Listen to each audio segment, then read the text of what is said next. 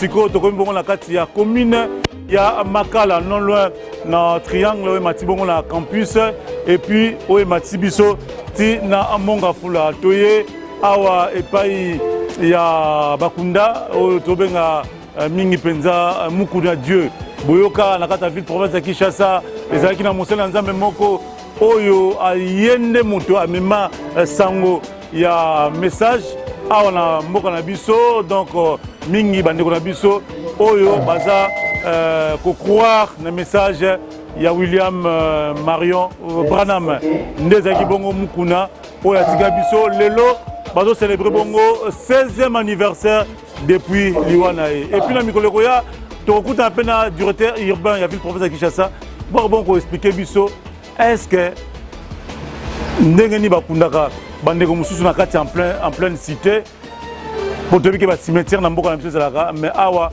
eza bongo na mausolée au bozomo eza mausolée ya Mukuna Dieu nyonso to kosolo pe koyeba azalaki nani awa na kati ya mboka na biso par rapport ya message ya prophète William. Merci beaucoup, à tout à l'heure.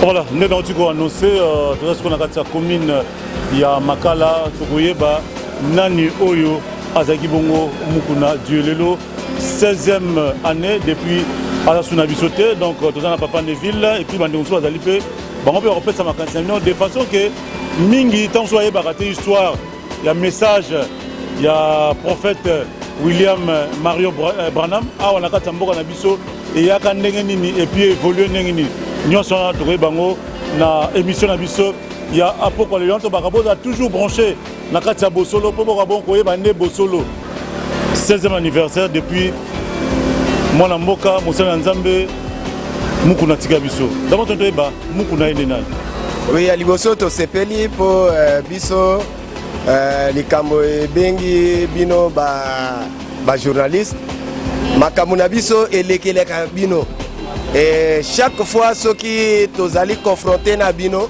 tozwaka toujours kokoso par rapport ya likambo etali nzambe mais pona bino na mopoko ya lelo tosepeli na ndenge bo répondre na kati ya milulu na biso bongo likambo ya Mukuna azali oyo ayaki na message ya Branham kati na mboka oyo non seulement koya na message mais il est le dernier ouais puisque William Branham azali moko ya basakoli ya suka pour les nations oyo ayaki na liloba po a présenter Christ comme Jean-Baptiste azalaki suka ya ba prophète pour na ko présenter Christ Nzambe pour na Israël bongo lelo 16 ans mokili bazali ko sala oyo ya bango makambo na lolenge na bango mais biso selon la lignée de la parole Nzambe asaye mokili esili donc na aneni ni message ya William Branham ekoti na message eye awa na mboka oyo par Mukuna dans sa boîte postale en 1971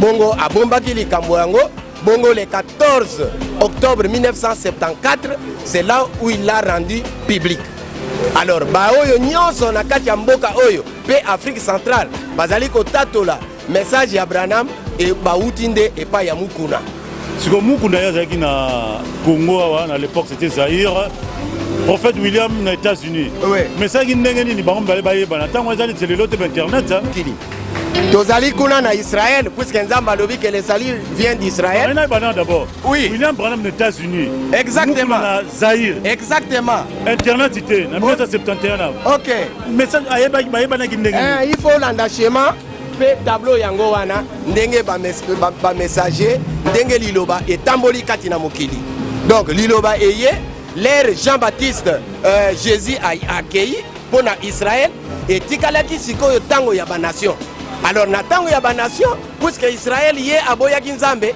nde atindi Paul en l'an 53 ozomona kuna ndenge tableau ezali pour na kopanza sango parmi les nations puisque na Israël Dieu utilisait un prophète après un autre jusqu'à ce que Jean-Baptiste aille le dernier mais pour les nations liloba ebandi na ba nation na l'an 53 après Jésus ezalaki na Israël, toza na Irénée na France, toza na Martin na Hongrie, toza na Colomba na Irlande du Nord, toza na Martin Luther na Allemagne en 1520, toza na John Wesley. Bozomona ndenge soleil ezolongwa de est à l'ouest. John Wesley na Angleterre et William Branham aux États-Unis au coucher du soleil. Et quand Branham a terminé, étant les derniers prophètes des nations, ce n'est pas ce que les gens racontent aujourd'hui, je suis prophète. Un prophète, il doit d'abord être appelé, il doit avoir un message qui Oyo Nzambe atindie katina Biblia, et il doit y avoir son prédécesseur. Répondre à la question, répondre à la question. Voilà. Exactement. Exactement. Nazo pesa yona schéma. Avant de résoudre l'équation, il faut la formule. Ndebre l'air Branham à Silisi Moussala. En tant que soleil au temps du soir, Ndé à Lobby, nous sommes au côte ouest, les derniers continents d'Amérique. Ce message que je vous prêche retourne en Israël avec pause au Congo belge. Alors, il y a prophète Bakuta Nakate, c'est la continuité de Dieu par l'onction préétablie. Dès que l'air Branham a yebaki, que Simanaye, il y aura une brebis noire qui va venir. Puisque Branham l'a annoncé maintes et maintes fois. Après moi, il vient un homme noir, un grand homme. Et tout sera en lui, et c'est là-bas au Congo belge. Voilà. Maintenant, il y a poste. Message à une poste. Message Tolobi Boye, Moïse Azouaki Oyaye Nini rencontre ya Seigneur dans sa buisson ardent dans le désert. Moïse a parlé, ceux qui étaient autour de lui l'ont écouté. Mais Mukuna n'est pas allé aux États-Unis d'Amérique. Mukuna est resté ici. Mais dans sa boîte postale 1561 Kinshasa 1, un jour il était dans les églises Banzambe Malamu, l'église du Christ au Congo à l'époque, puisque c'est lui qui a dénommé l'église du Christ au Congo. À ce moment-là, c'était le conseil protestant. Alors, il est allé dans sa boîte postale 1561 Kinshasa 1. Quand il a retiré, il a vu une brochure intitulée Identifié à Christ avec la photo de William Branham. Ah, d'accord. Voilà. Voilà. Est-ce qu'il y a un ok. Nous continuons avec papa Neville. Mais mon temps sur Kinois, pour les émissions au Nekin. Pour les qui ont tout naka. Tant on y nous connaît comme Nzambe. Frère Akoki Koyem, ça va comme Nzambe. Bah comme Nzambe, c'est-à-dire Nzambe, Moto Aben Nzambe, Azana plan bien établi.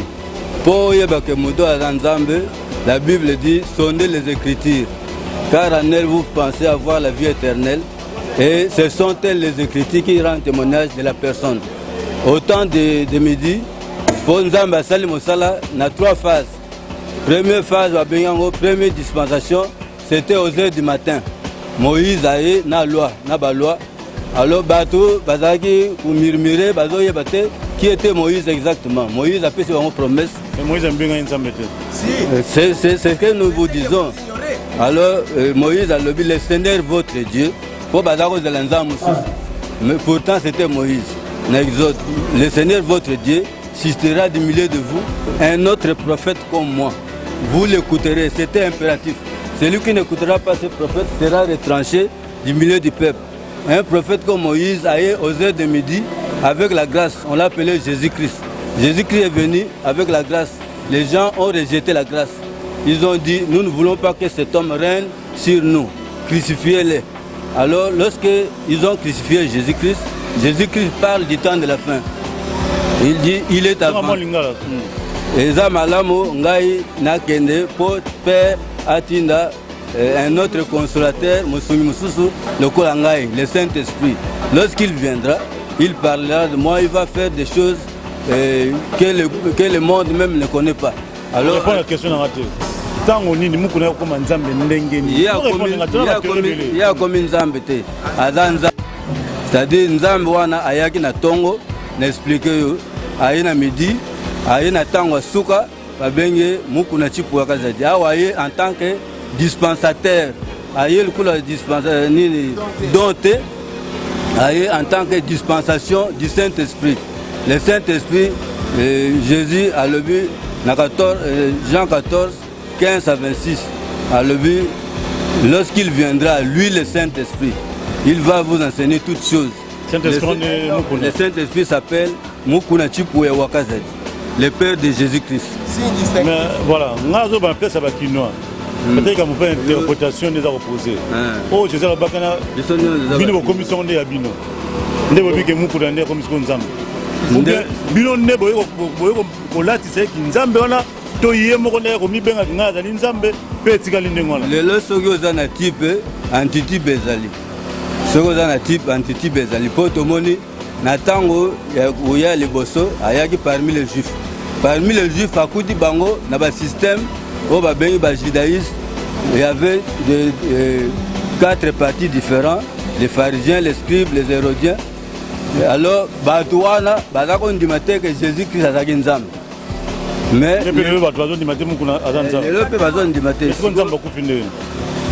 divinité, c'est là qui est dans ma belle. Yo, aux journalistes, aux liens, sosogi, babomi pondu, babomi soso, moutale et PCV. Mais bateau bakoufa depuis Adam. Il y avait des rois, il y avait des prophètes, il y avait des reines, il y avait des pauvres. Et c'est là que la divinité, Nzambe a goûté l'Iwa. La seule façon, pour y tant que papa dit à Sali Adam, Azagi parent et mout. Voilà, nous avons que Sam Mukuna Pazana Boye, toujours sur la Bino, par rapport au 16e anniversaire depuis Mukuna Dieu à Tikabiso. Mais si tu es satisfait par rapport à comment on est ensemble, on est bâti bakino malobara, na ya pambate. Pour les camons, les soleils bêta mingi, ne bat balingi ba ye ba penzande. Nzamba kufi, nzamba kenana ye, nzamba balaka, tiki pe mwasi, nzamba pa tiki bana, ndele kamo kamo ne yango na bo. Oui, je pense que Ndegonenga lobi peut-être Hollandi bien té. D'abord, Nzambe ezali promesse. Le nana bona so na mona Nzambe. Oui. Ezali bona Nzambe ne Sam ne mona Nzambe. Oui, ezali promesse. Nzamba botara. Oui. Parce que ezali promesse lobami ke na tango Nzamba koya azala parent. Azala parent rédempteur. Parent rédempteur doit avoir des enfants. Pourquoi ozala biba ko bengo parent? Sans que ça n'a pas soko gérer, sans que ça n'a moisi. Alors c'est dire que nous voulons dire ceci, pas comprendre ma bête. Nzambe o babengi la passion de Dieu est une promesse. Ce que tangi kuna na Genèse kuna Nzamba azolo banini.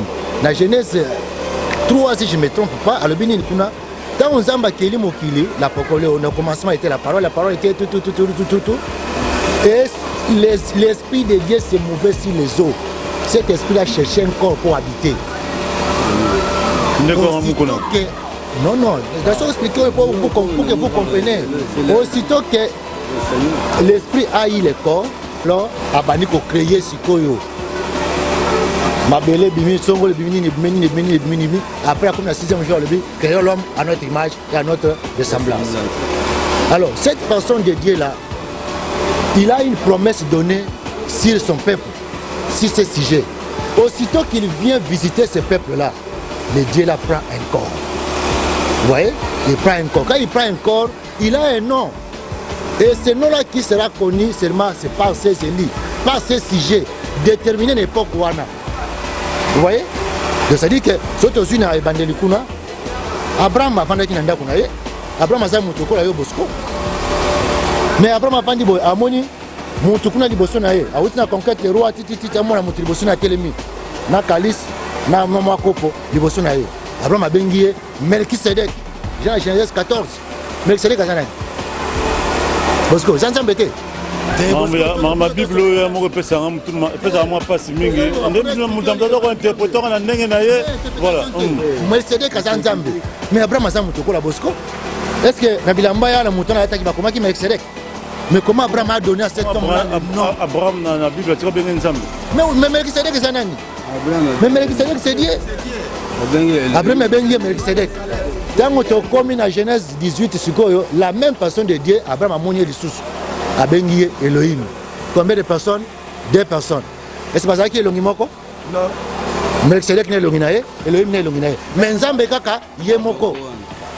Voilà, les autres, nous avons bêtement masolo, les autres, à 16e, voilà. Non, nous avons une émission, par rapport à Ngonga.